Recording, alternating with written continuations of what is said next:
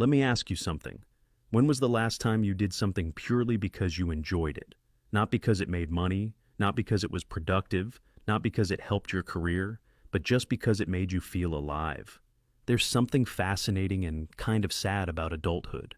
Most adults don't lose their hobbies because they're busy. They lose them because their identity slowly compresses into one dimension: work. And when that happens, something subtle starts happening in the brain. It begins to stagnate. The scary part is that most people think this is just what adulthood is supposed to feel like. Today I want to talk about how to reverse that, how to bring more joy and creativity into your life, and how to actually improve your brain while doing it.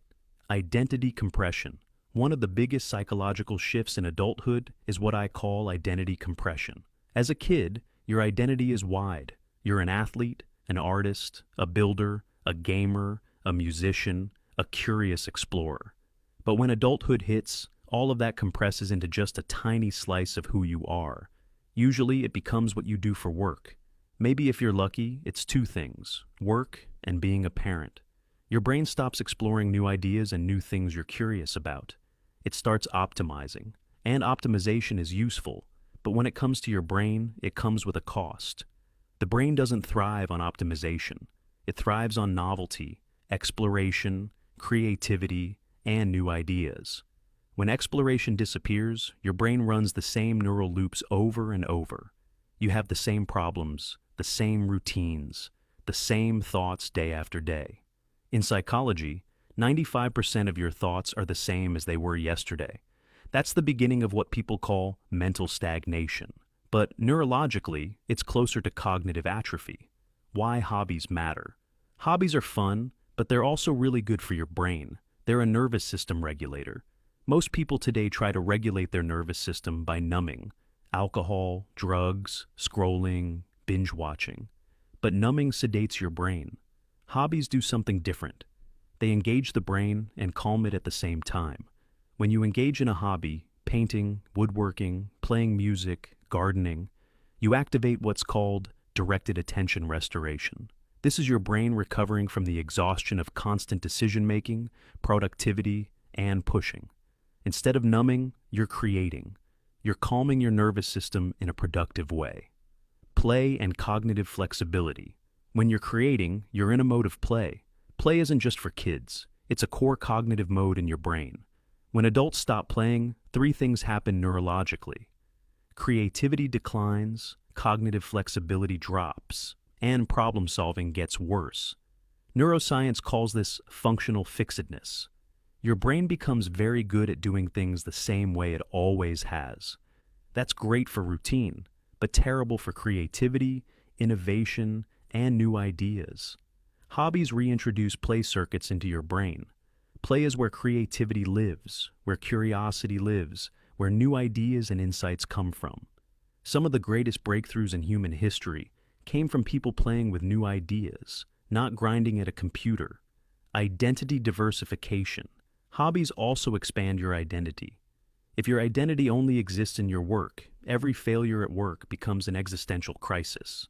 But when you have other things, you're a runner, a musician, a builder, a student of something, your identity has multiple pillars.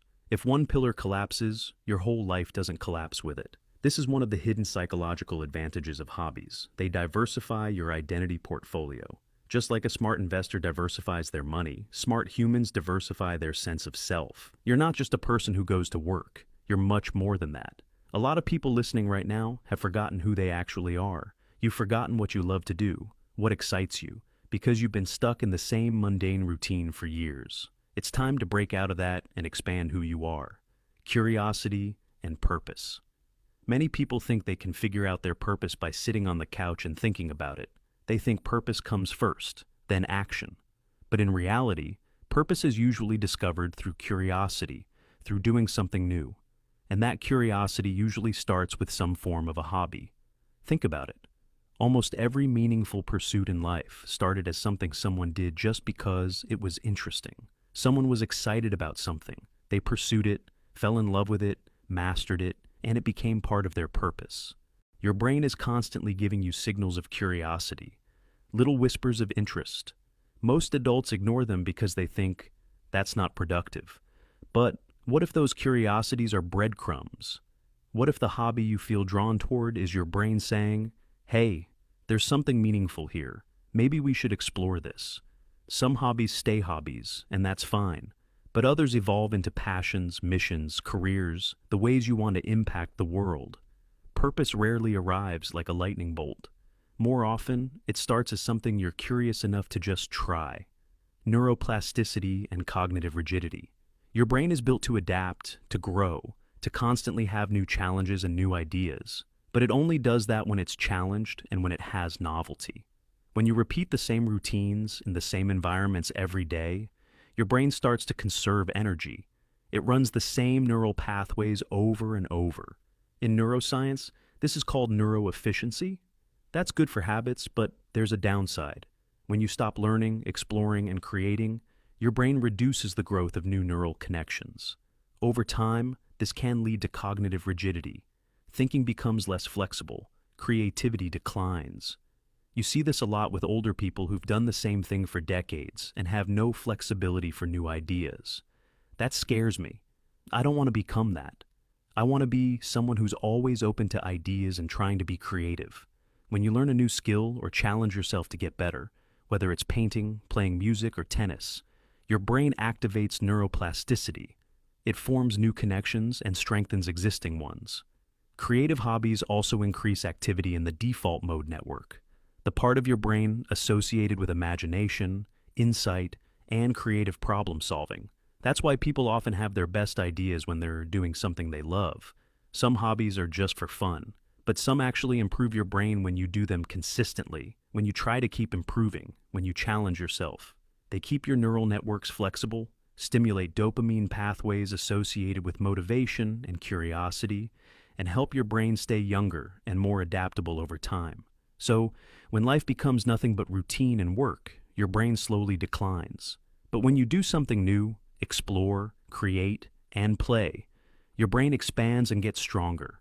If you've been feeling stuck, if life feels too repetitive and you feel mentally dull, don't ask yourself what's wrong with you. Ask yourself, when was the last time I let myself do something fun, something interesting, just because I wanted to do something different? I used to think of hobbies as distractions, but they're actually expansions of your humanity. They regulate your nervous system, protect your identity, and if you follow them long enough, they can lead you to your purpose.